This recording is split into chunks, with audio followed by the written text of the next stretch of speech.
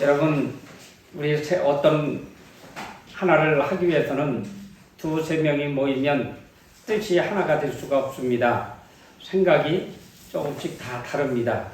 나는 이렇게 쓰면 좋겠다. 누구는 이렇게 쓰면 좋겠다. 이렇게 되면서 이제 많은 토론 끝에 하나로 모여집니다. 지금 우리 전 정부를 보면, 국회의원을 보면 차라리 내가 대통령서도 국회의원 다 했으면 좋겠다 하는 생각이 들 정도예요. 나는 진짜 대통령 시켜줘도 안 할 것 같아요. 모르죠. 여러분들이 시켜주면 또 할지도. 근데 내가 볼 때는 우리 윤 대통령도 내가 볼 때는 별로 신통치를 못합니다. 내가 솔직히 평가를 하면 그까짓 왜 김건희 특검 왜 못합니까? 하지 왜 못해요? 나 같으면 내 아내라도 감옥에 벌써 집어넣었어요. 아니 왜 민주당이 요구하고 국민이 요구하는데 왜 안 해요? 나 같으면 했어요.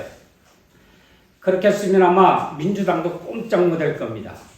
그렇게 말하는 이재명 혹시 대통령이 된다고 잘할 수 있을까요? 그도 똑같아요. 봐요. 뻔합니다. 똑같습니다.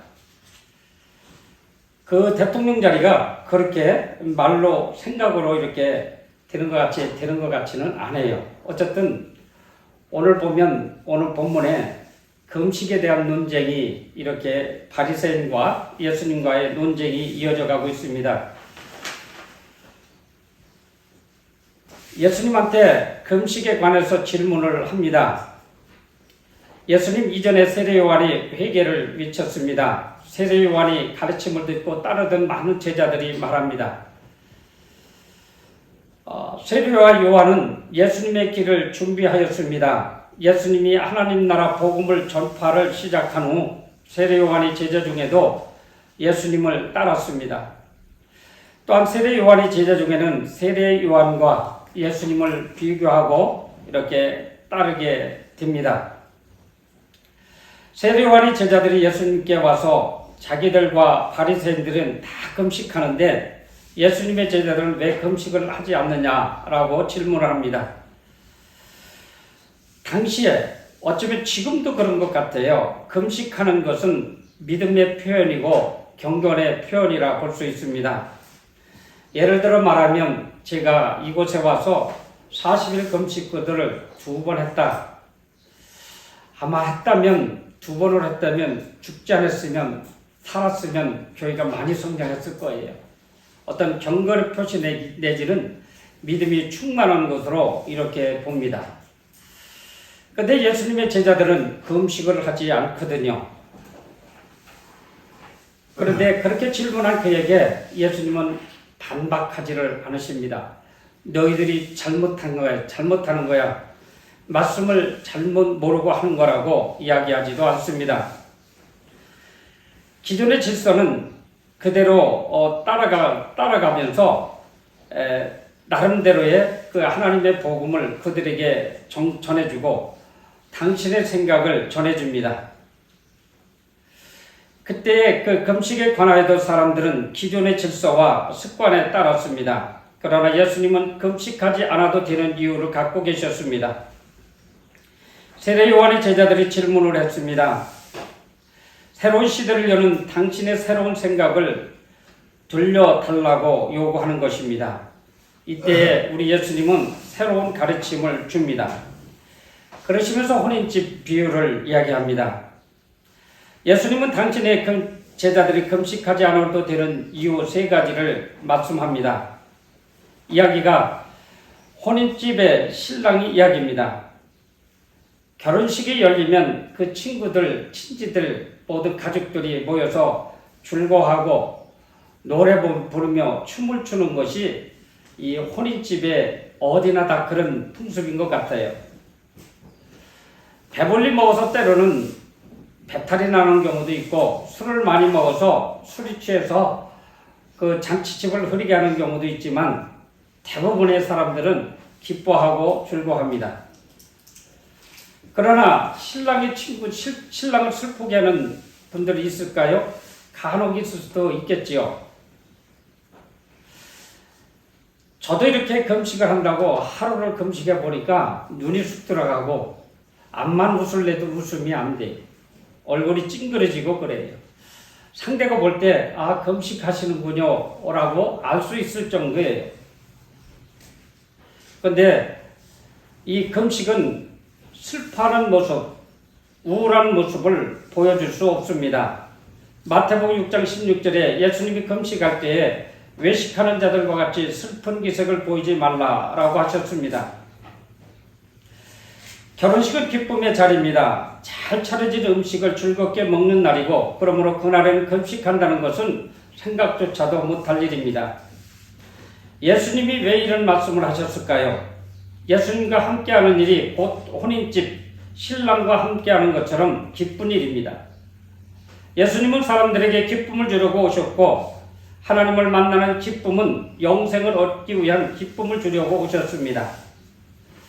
예수님은 기쁨이 충만하고 당신의 기쁨이 제자들에게 충만하게 하십니다. 그러므로 예수님과 함께 있을 때는 금식이 적합하지 않습니다. 예수님과 함께 기뻐하며 즐거워하면 된다는 것입니다. 세 번째로 보니까 뱃조각과 옷을 말씀을 하고 있습니다. 생뱃조각, 옷의 예를 들어서 대답하셨습니다. 지금의 섬유가 워낙 좋아서 잘 헤어지지도 않아요. 그리고 지금은 어떻게 패션이 유행되는지 유행이 좀 지나가는 듯 싶기도 한데 청바지 일부러 찢어 입고 막 어떤 몽둥이를 두들기고 어떤 문지르고 그런 패션이 백화점에도 걸려 있더라고요. 아주 백화점에 들어갔다 하면 비싼 옷이에요.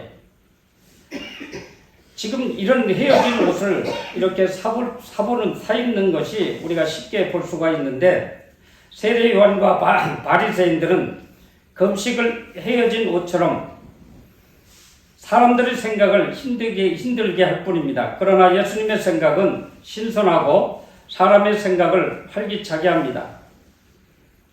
금식하는 사람들은 금식하도록 버려두고 예수님의 생각을 듣고 따르면 됩니다. 그들의 금식이 끝나고 예수님의 생각을 들을 날이 올 것입니다. 금식보다 더 자유롭고 차원이 높은 예수님의 말씀을 듣고 따르는 날이 올 것이라는 얘기입니다. 그러면서 가족 부대를 사례로 얘기하십니다. 이전에는 세포들을 낡은 가족 부대에 넣는 이야기입니다. 여러분 오늘 본문에서 보면 새로운 포도주는 새 가족 부대에 넣어야 한다고 주님이 말씀하고 있습니다. 왜 이렇게 말씀을 했을까요? 지금까지 그들은 헌 푸대에다가 그 포도주를 넣기 때문에 그럽니다. 그리고 사고도 목격도 했던 것 같아요. 이 새 포도주를 그 푸대에 넣으면 발효가 돼서 가스가 발생하게 된답니다. 그래서 헌 것은 찢어지게 되고 새 것은 찢어지지 않습니다. 바꿔서 말하면 새 푸대로 오신 예수님이라는 것이에요. 예수님은 새 푸대로 오셨는데 너희들은 지금도 헌 푸대 타령을 하느냐 이것입니다. 여러분 우리가 신앙생활을 하지요. 어느 때에 많은 은혜를 받았습니까? 한번 돌아보시기 바랍니다. 어느 때에 많은 은혜를 받았는지. 마치 일생에 한두 번 은혜 받은 것 가지고 그것 가지고 일생을 울겨먹는 성도들이 얼마나 많은지 몰라요. 옛날에 제가 어렸을 때 이렇게 신앙생활 할 때 보면 목사님들 1년 정초되면 의뢰의 기도원 가서 일주일씩 금식도 하고 막 기도하고 내려오셔서 한 해를 목회 사역을 잘 감당하는 것을 보았습니다. 요즘도 그런 분들이 참으로 많아요. 그런데 너무나도 많은 분들이 과거의 은혜에만 사로잡혀서 즉 헌 가죽 부대 가지고 새로운 포도주를 넣고 사는 그런 목회자들, 그런 성도들도 참으로 많다는 거죠. 요즘 보니까 전 세계적으로 홍수가 얼마나 심한지 몰라요. 홍수가 범람하면 우리 먹을 물이 없습니다. 지금 말씀의 홍수 시대라고 합니다. 진짜 먹을 양식이, 영의 양식이 없다는 것이죠. 때로는 얻었다 할지라도, 어떤 목사님의 설교를 듣고 은혜 받았다 할지라도 그 은혜를 내 낡은 부대에 넣으면 부풀어 터진다는 뜻입니다. 그렇기 때문에 새 부대를 우리 주님이 강조하신 이유가 그겁니다. 우리가 매일매일 옷을 빨아 입을 수는 없지만 적어도 우리가 1년에 한 번은 우리의 신앙을 더듬으면서 기도하는 한 주를 잡아야 될 것 같아요. 그래서 나의 모든 잘못된 습성이라든지 신앙의 모든 것을 고쳐나가야 될 것 같아요. 그리고 말씀을 받아야 그 말씀이 터져서 다른 데로 나가지 않지요. 장로님들 중에는 이렇게 자동차에 그 전에 보니까 어떤 목사님의 테이프, 다른 교회 목사님들, 설교 잘하는 은혜스러운 목사님의 테이프를 간직하고 틀고 하는 것을 들어봤어요. 그리고 자랑도 합니다. 어쩌면 이것은 헌 가죽 부대에 헌 부대에 새로운 말씀을 지금 넣는 거예요. 새 포도주를 넣는 겁니다. 그러면 이것은 반드시 얼마 안 가서 쏟아지게 돼 있어요. 여러분, 우리가 신앙생활을 하면서 우리가 과거에 은혜 받았던 이거 한 것 가지고 우리가 일생을 간다고 하면 그 영혼은 아마 우리 주님도 책임져 주실는지 모르겠어요. 여러분들한테 권면하고 싶습니다.